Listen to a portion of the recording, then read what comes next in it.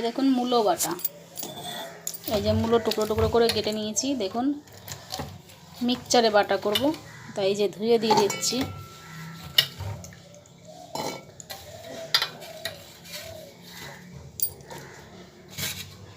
এই যে 4টা লঙ্কা দিয়ে দিলাম, আর এই যে একটু ধনে পাতা,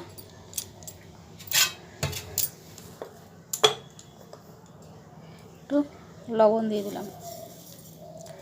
এবার এটাকে মিক্সচারে পেস্ট করে নিয়ে আসবো, তারপর দেখবেন মূলো বাটা হয়ে যাবে। এই যে একটু সামান্য একটু মিষ্টি দিয়ে দিলাম, হালকা মিষ্টি দিয়ে। দেখুন মূলো বাটা রেডি। এই যে মিক্সচারে বেটে নিয়ে এসেছি। এভাবে যদি আমার রেসিপিগুলো আপনাদের ভালো লেগে থাকে তাহলে আমার চ্যানেলটিকে সাবস্ক্রাইব করবেন, লাইক করবেন, শেয়ার করবেন আর কমেন্ট করবেন। আমার চ্যানেলের নাম মিঠুদির রান্নাঘর, মিঠু বিশ্বাস 3162। মূলো বাটা। এটা ছবি তুলবো, এটা ছবি।